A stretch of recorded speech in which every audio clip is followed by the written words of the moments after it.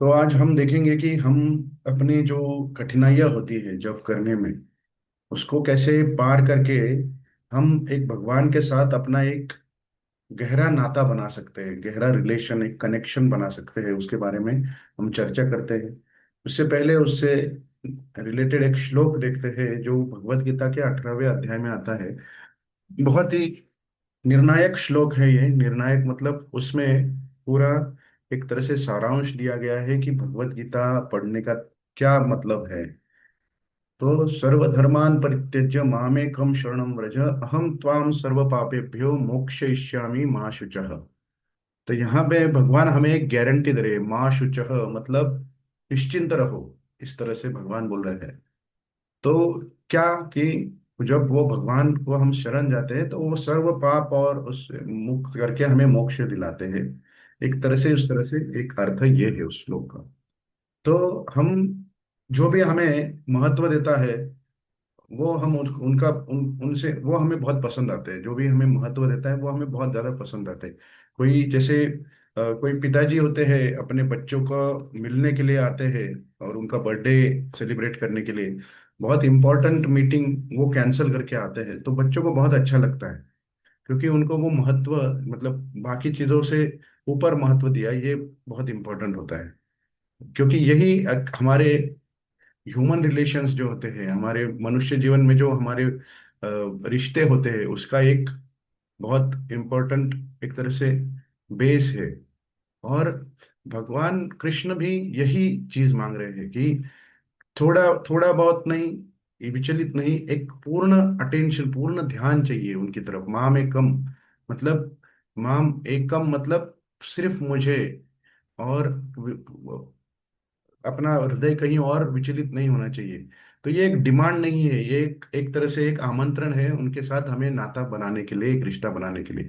तो भगवान को ये क्यों चाहिए इतना एक्सक्लूसिव अटेंशन, हम उसको बोलते हैं कि ये जो, क्योंकि हमें पता है कि एक्सक्लूसिव अटेंशन, एक ध्यान देने से एक आनंद बहुत बढ़ता है। किसी को भी हम कॉल करते हैं, किसी रिश्तेदार को, किसी मित्र को या कॉल करेंगे और सिर्फ कोई भी कारण नहीं होता है, बस ये पूछना है कि हाँ आप कैसे हो, तो एक उनको भी अच्छा लगता है। और कोई एजेंडा नहीं होता है, कुछ नहीं मांगना होता है उनसे। तो ये जो प्रेम होता है, ये इस प्रेम में बहुत शक्ति होती है। इसी तरह से कोई अगर अपना काम, अपने ये सब कुछ उनके ऊपर छोड़ देता है और हमें मतलब सब कुछ छोड़ के उनकी तरफ आता है, तो वो भी हमें बहुत पसंद आता है। और लेकिन कब कोई एक एजेंडा के साथ, कोई एक स्वार्थ के साथ उनको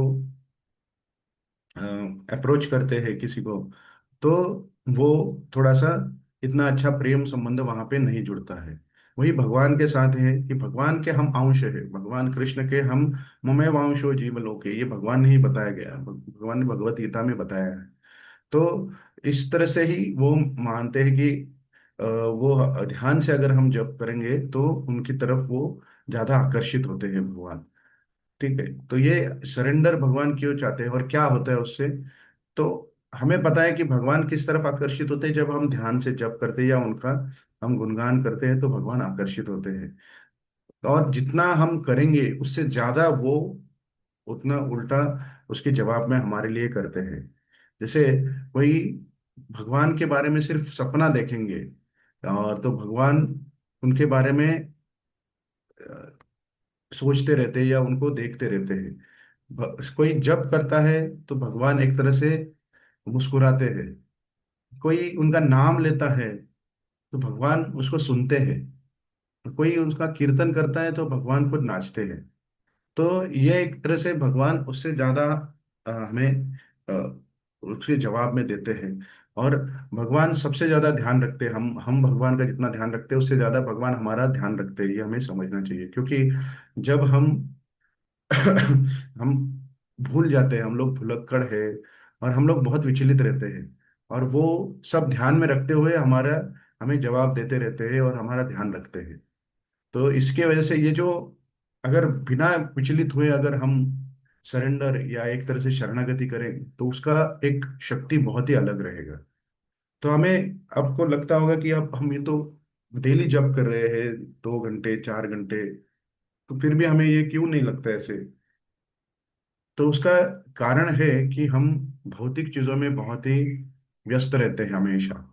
हम 2 घंटे जप करते हैं, बट बाकी 22 घंटे हम भौतिक चीजों में रखते हैं। तो हमारा 2 घंटे का जप जो होता है, 16 माला जप, वो इस तरह से होना चाहिए कि उसके वजह से हमारे 22 घंटे डिफाइन होने चाहिए, पूरी तरह से अच्छे से होने चाहिए।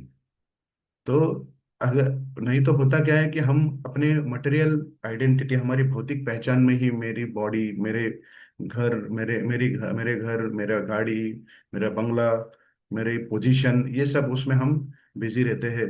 और इस तरह से वो बढ़ते रहते हैं। एक करियर प्रेशर होता है, पैसे कमाने का हमेशा एक चलता रहता है।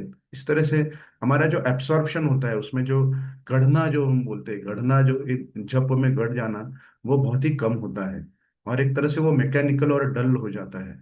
तो उसमें कोई उत्कंठा नहीं होती, कोई भी उत्साह नहीं होता है हमारे जप में। तो इस तरह से अगर हम भगवान का नाम रूप गुण लीला इसका स्मरण करना स्टार्ट करेंगे, तो इस तरह से हम एक उस भौतिक जो हमारे आसक्ति है उससे हम परे जाके उनका हम ध्यान कर सकते हैं। और वो जो भौतिक आसक्ति है, वो पिघल जाती है एक तरह से। जैसे बर्फ होती है, वो सूर्य में रखने के बाद बर्फ पिघल जाती है, वैसे ही भगवान का नाम लेते ही, ध्यान से नाम लेने के बाद, ये भौतिक आसक्तियां होती है वो छूट नहीं जाती, बट उसपे उससे ध्यान निकल जाता है वो 2 घंटे के लिए। और नेचुरली हमारा जो एक्सक्लूसिव अटेंशन होता है, हमारा पूर्ण ध्यान, हमें भगवान की तरफ हम लेके जा सकते हैं। तो अभी इसमें फाइनल जो है हमारा स्लाइड, कि एक सीक्रेट क्या है सरेंडर का। तो भगवान बताते हैं मामेकम। मामेकम सिर्फ मुझे, वन एक प्रिंसिपल हमेशा याद रखना है हमें, कि मामेकम, एक भगवान एक्सक्लूसिव अटेंशन मांग रहे हैं। कि ऐसे नहीं कि भगवान और कुछ और, जैसे मोबाइल देख रहे हैं, नहीं तो चैंटिंग भी कर रहे हैं, मोबाइल देख रहे हैं, या चैंटिंग कर रहे हैं कहीं और देख रहे हैं, कुछ और सोच रहे हैं, ये नहीं चाहिए। एक्सक्लूसिव अटेंशन चाहिए। तो O for offer exclusive attention. और N for no material distraction, किसी भी तरह से भौतिक विचलितता नहीं होनी चाहिए। और हमारा जो भी ध्यान होना चाहिए, हमारे आध्यात्मिक जप पे ही होना चाहिए। और ये for engage with love not agenda, किसी भी तरह की मांग नहीं रखनी चाहिए कि आज मैं जप करूंगा मुझे अच्छे मार्क्स चाहिए, कि नहीं तो आज मैं जप करूंगा मुझे अच्छी सैलरी मिलनी चाहिए। ये भौतिक चीजें नहीं मांगनी चाहिए। हमें क्या मांगना चाहिए कि मुझे आपका प्रेम, कृष्ण प्रेम की प्राप्ति हो, मुझे आपका दास बनना है, मुझे आपके शरण में आने, यही हमारी प्रार्थना होनी चाहिए। सिर्फ प्रेम के अलावा और कुछ नहीं होना चाहिए। तो engage with love and no agenda. ठीक है? इसके वजह से हमारा जब जो होता है एक तरह से ट्रांसफॉर्म होता है, बदल जाता है, एक नाते के, एक रिश्ते के बीच में, रिश्ते की तरह वो बदल जाता है। और भगवान भी उसी तरह से रेसिप्रोकेट करते हैं, उसी तरह से जवाब देते हैं। और यही एक तरह से हमारा एक्सक्लूसिव सरेंडर जो हम उनके, उसका एक एक उत्तर होता है, या उसका एक फल होता है हमें। और एक हमारा जो रिश्ता है बहुत ही आनंदमय भगवान के साथ जुड़ता है। तो इसी तरह से हम भगवान को, कृष्ण को अपना अनडिवाइडेड अटेंशन, मतलब किस कहीं भी तरह विचलित नहीं होना चाहिए। और through sincere chanting every day, प्रामाणिकता से अपना जप करके हम उनको अपना ध्यान दे सकते हैं। तो आप सबसे अनुरोध है कि आप अपना जप शुरू कर सकते हैं। हरे कृष्ण।